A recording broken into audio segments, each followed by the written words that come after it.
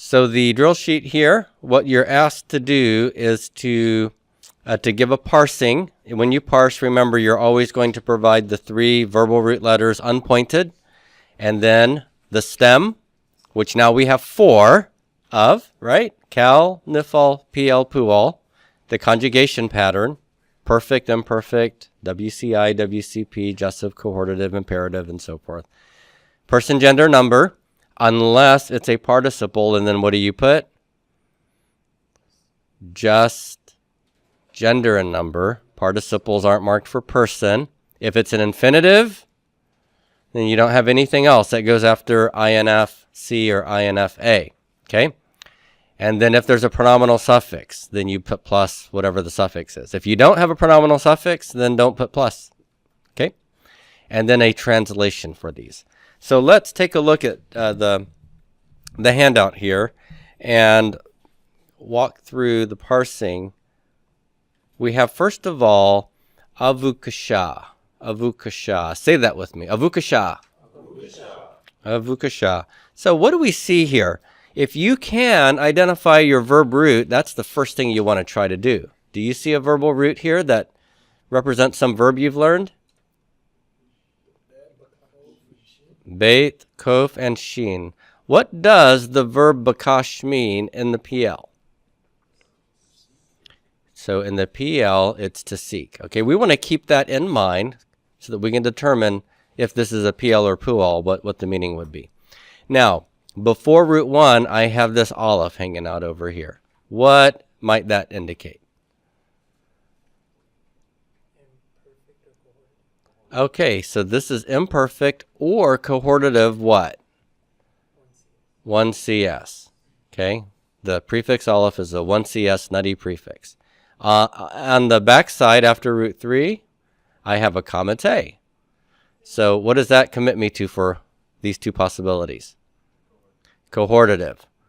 Okay, the cohortative has both the first person prefix and the comma te suffix. So good. So I've just about got my entire verb form parsed, don't I? Bakash, it's some stem in the cohortative 1CS. Now, here's the question. What stem is it? Cal, nifal, pl, pual. What are we going to be looking for? What is the most outstanding characteristic of this verb that will narrow down my possibilities? Dagesh forte where? Root 2. Dagesh forte root 2 means it's either P or poo, right? You got to mind your P's and poos here. It's going to be one of these two. Now, how am I going to know which it is? Now I look under root 1 and ask, what vowel class is there? What vowel class is kibbutz?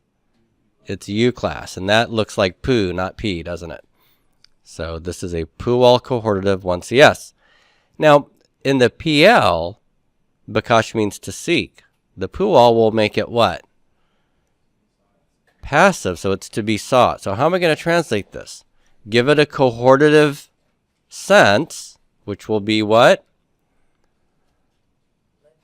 Let, is it singular or plural? It's let me, or may I, and then what? That's right, be sought.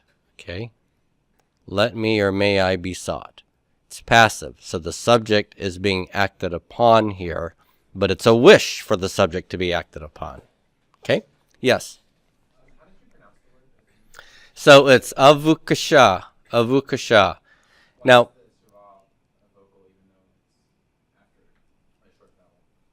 this here?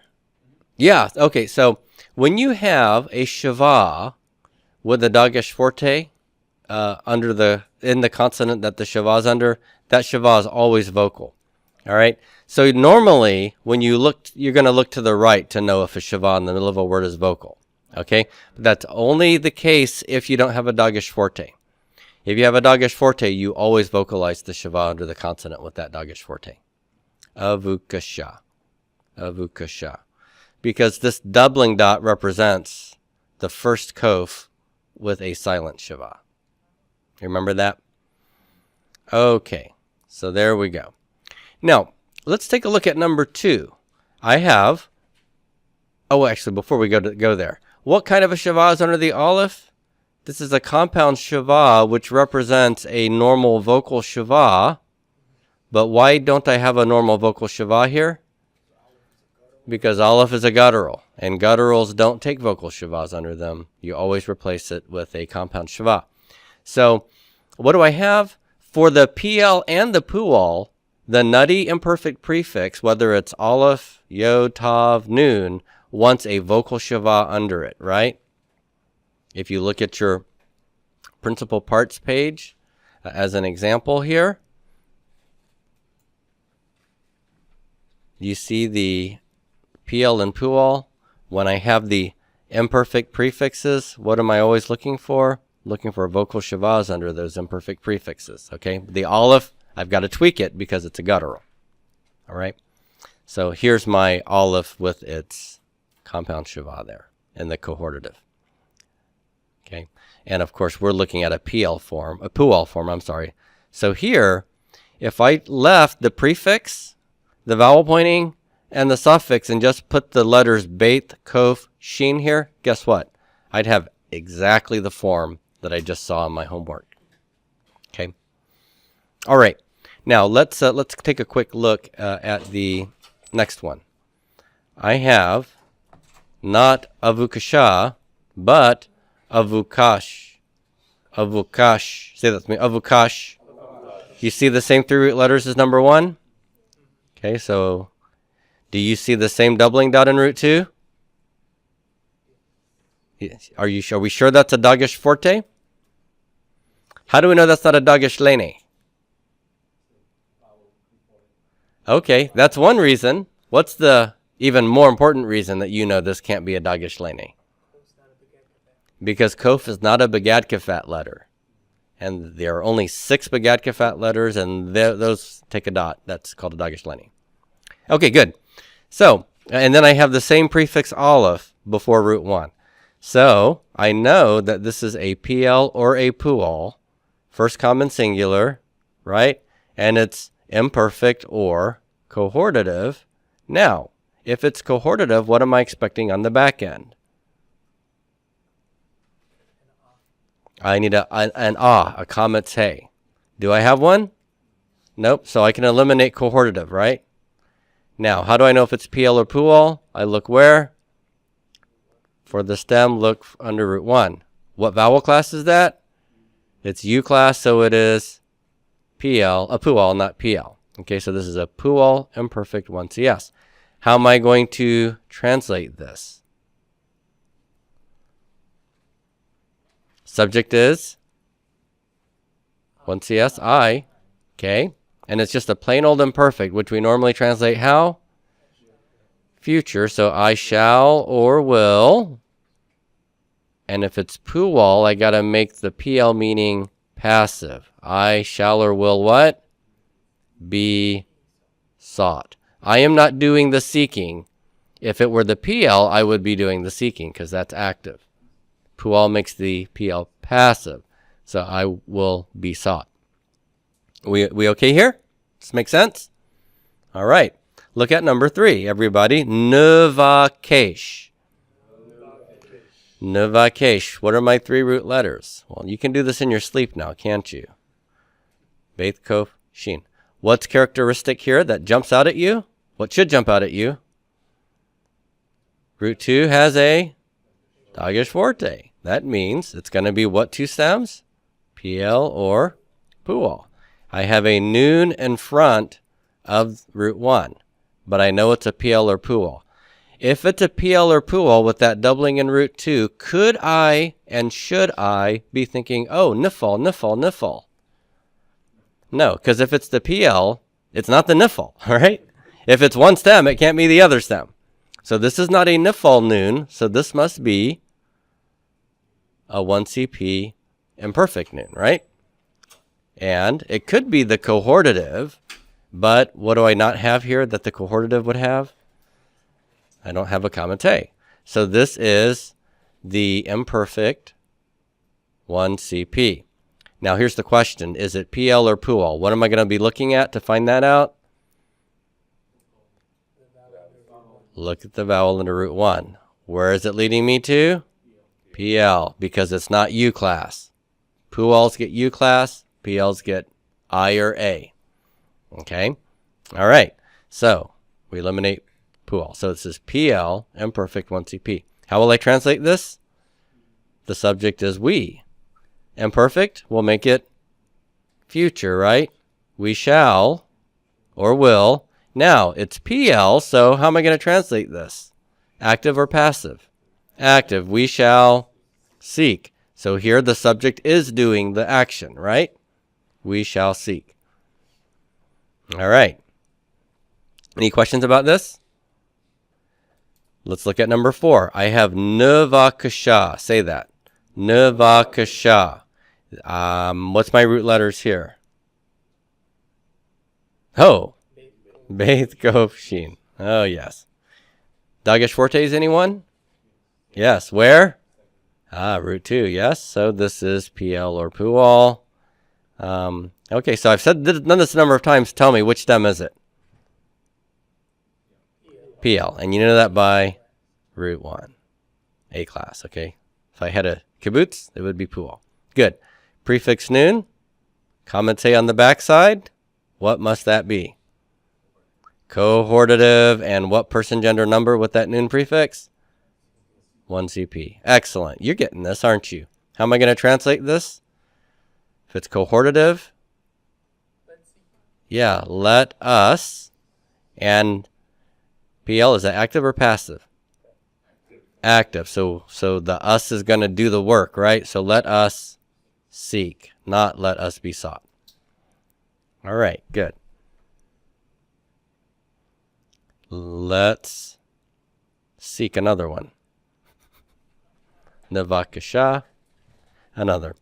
Okay, so Gidaltem. Gidaltem. Do you see 3 root letters that are identifiable? Yeah, these are the same root letters for the adjective gadol, which you learned means big or large. But this is the verb. That means, well, what does it mean? The cal of this verb means to be great or large. Okay? So now what might the PL meaning be if we have a PL form of this? Yeah. To cause someone to be great or large, or to make great, or to magnify would be another way to translate that. Okay. All right.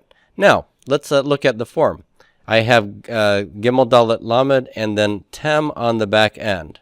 Can you identify the conjugation person, gender, number for this? This isn't too hard, is it?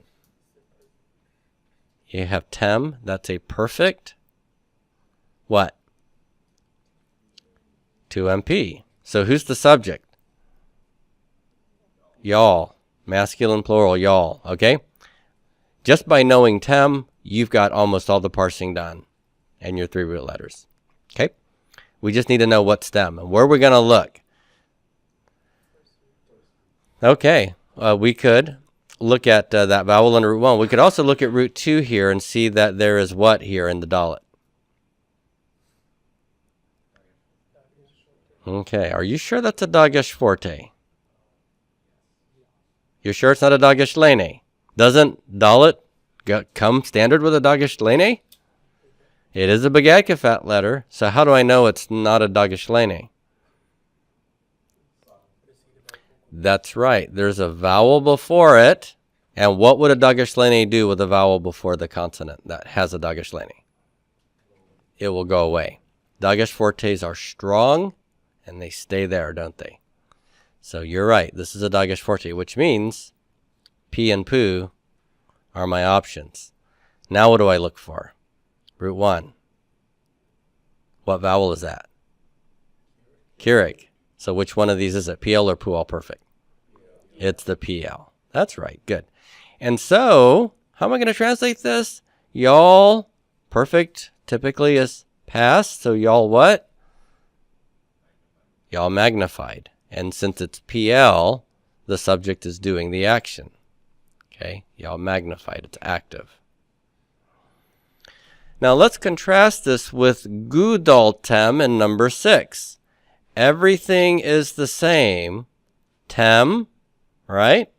5 is tem, 6 is tem. Gimel dalet lamed.